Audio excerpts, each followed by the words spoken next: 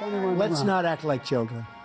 You are a The 2024 presidential debate may not have done much to convince Americans of their preferred candidate, but it gave us many chaotic moments. From name-calling to felony comparisons, here are the top 10 moments from the 2024 presidential debate. Number 10. Illegal immigrants. They're killing our people in New York, in California, in every state in the union because we don't have borders anymore. There is a staggering number of illegal immigrants in the country, and it has worsened under Biden's rule. Now, it's not like the American people aren't welcoming. It is the issues these illegal immigrants reportedly cause that are the problem. Ranging from insecurity to overcrowding and draining public funds, illegal immigrants have posed quite a few problems for the country. So, it's needless to say that this was an important question. When asked about their opinions on illegal immigration, the presidential candidates sure had something to say. Why was Biden staring at him with that face? He looked like a child about to cry after being accused of taking his friend's candy or something. Okay, you have to give it to Biden. He sure has an expressive face. Trump keeps talking and Biden continues staring at him, confused like he was just hearing about migrant crime for the first time. Not very aware, are you? Mr. President, maybe like me, you are probably wondering what was going through Biden's mind at that moment. At this point, he doesn't even look confused anymore. He looks more appalled that Trump would say those things about him. Just look at his face. It has the same expression you would have if your sibling reported you to your parents. It's like he is thinking, how could you say these things about me, bro? Mum, he lies. The United States can hardly solve its internal issues. Imagine what it is like when it interferes in issues of other countries. This brings us to number 9. Opinion on the ongoing war. And we shouldn't be spending, it should have never happened. I will have that war settled between Putin and Zelensky. If you don't know that some parts of the world are at war, then you are definitely living in a bubble. One of the most prominent ongoing wars is the one between Ukraine and Russia. A little backstory. Russia invaded Ukraine in 2022, and the war has been on since then. Biden has boldly stated his support for Ukraine and condemnation of Russia. Nice going, but his loud support of Ukraine has caused a lot of concern for Americans. This concern is for their security because it's Vladimir Putin we are talking about here. At the beginning of the war, there were concerns that Russia would invade other countries too. Maybe send a missile or two to the United States. So far, nothing of the sort has happened, but Americans are still divided on their views of the United States supporting Ukraine. Russia is relentless, and Putin has clearly stated that he will not end the war until Ukraine surrenders to Russia and abandons its aim of joining NATO. They asked the presidential candidates what they thought about Putin's conditions. Here is what they had to say. Of course, Trump did not waste an opportunity to throw jabs at Biden, and Biden fired back. Since they did not do any justice to the question and were busy condemning each other's government instead, the host had to repeat the question. Well, that's very confident. Number 8 is about another crucial issue the US is battling with. Roe v. Wade. Put Roe v. Wade, which had 3 trimesters. The first time is between the woman and the doctor. Second time is between the doctor and an extreme situation. The third time is between the doctor, between the woman and the state. In June 2022, the United States Supreme Court overturned Roe v. Wade, ending women's rights to abortions. There have been a lot of mixed reactions about this. If you ask me, I'd say a bunch of people in robes do not get to strip women of their bodily autonomy. Needless to say, voters were very interested in what the presidential candidates had to say. Biden was quick to condemn the action and said that it should be made an issue of national protection. You might be wondering why the current president is saying what he would do when he becomes president. I was wondering too. It turns out Biden is powerless against the Supreme Court's ruling. So much for the president's veto power. Trump, on the other hand, applauded the court's decision and maintained his stance that the decision should be made on a state level. Everybody, Anyway, moving on. Number 7. National debt. He had the largest national debt of any president in a 4-year period, number one. Number two, that $2 trillion tax cut benefited the very wealthy. What I'm going to do is fix the tax system. For example, we have 1,000 billionaires in America. And what's happening? They're in a situation where they, in fact, pay 8.2% in taxes. If they just paid 24%, or 25%, either one of those numbers, they'd raise $500 million. The United States is also in debt.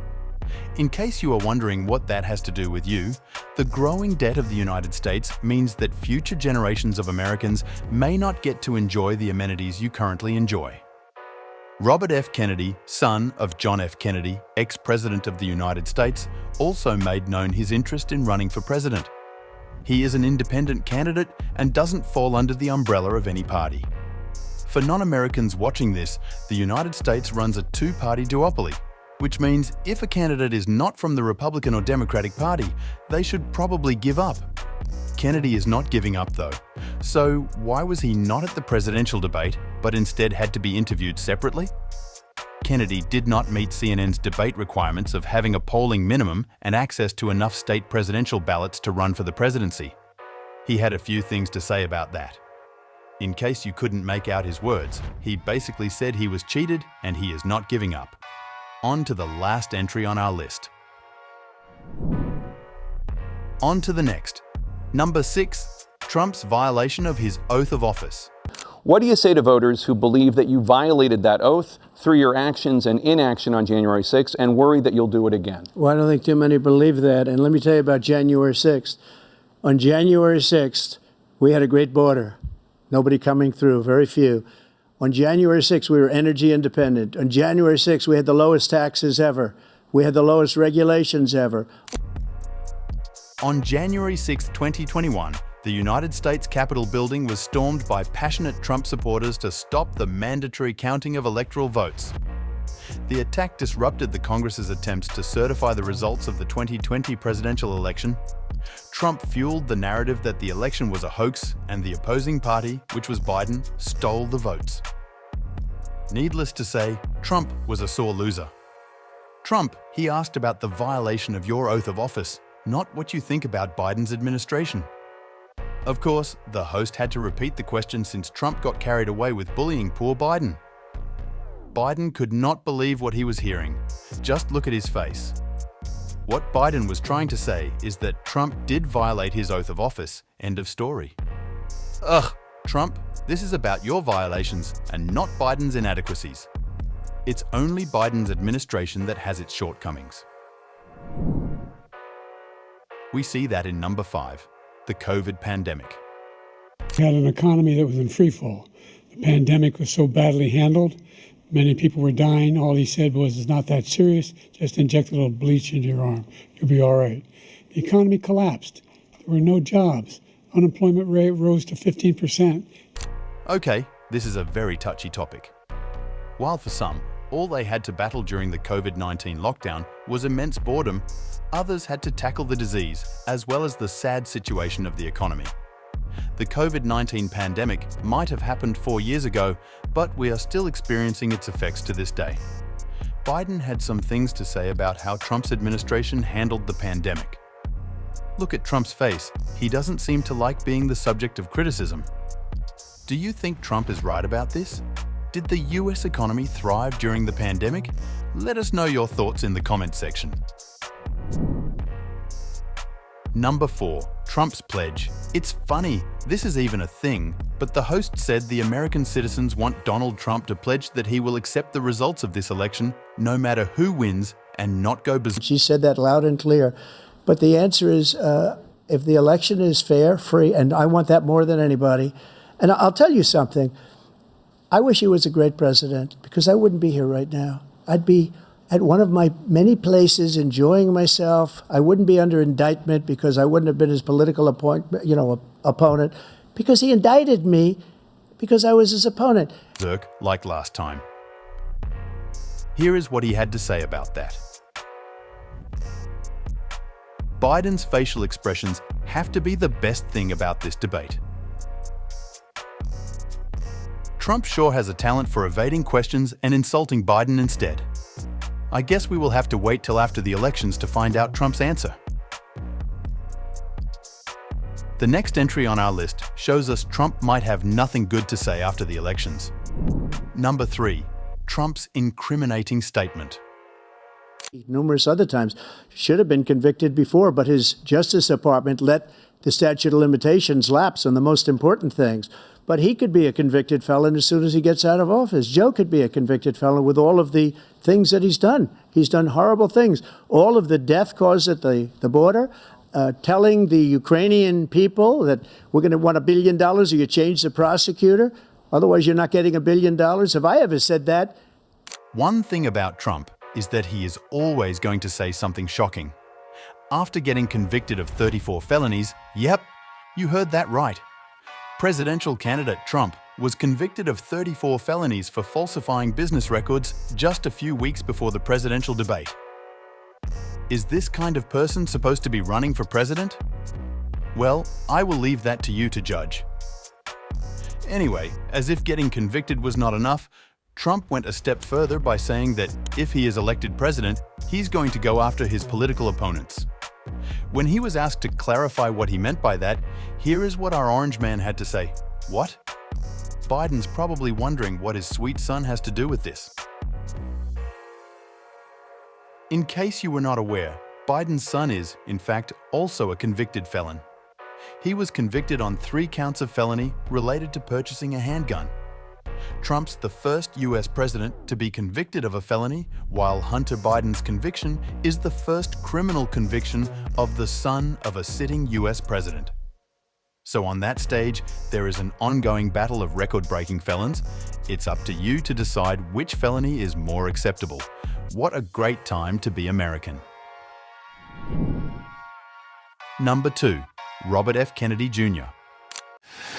I got 270 votes. I now have the signatures sufficient to get me on the ballot in states enough to get me 340 electoral votes. So I qualified. And by the way, neither President Trump nor President Biden are on the ballot in any state. And they are not the nominees of their parties. The 2024 debate broke a long-standing tradition of being held by the Commission of Presidential Debates. For the first time, it was held by CNN. The amenities you currently enjoy. Robert F. Kennedy, son of John F. Kennedy, ex-president of the United States, also made known his interest in running for president. He is an independent candidate and doesn't fall under the umbrella of any party. For non-Americans watching this, the United States runs a 2-party duopoly, which means if a candidate is not from the Republican or Democratic Party, they should probably give up. Kennedy is not giving up though. So why was he not at the presidential debate, but instead had to be interviewed separately? Kennedy did not meet CNN's debate requirements of having a polling minimum and access to enough state presidential ballots to run for the presidency. He had a few things to say about that. In case you couldn't make out his words, he basically said he was cheated and he is not giving up. On to the last entry on our list. Number 1. Presidential candidates' ages. We have all thought about this at one time or another. This is a concern in America and some other countries. People who should be retired and enjoying nature in their last days are occupying political offices. Biden will be 86 by the time he finishes his term, so how is he supposed to handle another term as president? Biden has often been spotted looking like his mind has traveled to a faraway land, and this has been the subject of many funny memes. The most recent episode happened at an event at the White House, and while the clip might be funny to you, it is a cause for concern. Let's hear what he has to say. So basically, he rants on about how his age does not define his abilities. I beg to differ, but that is what Biden said. Trump is currently 82 years old, the younger of both candidates, but still old. Here's what he had to say about that. Ooh, burn. Biden doesn't seem to agree with that. Stick it to him, Biden.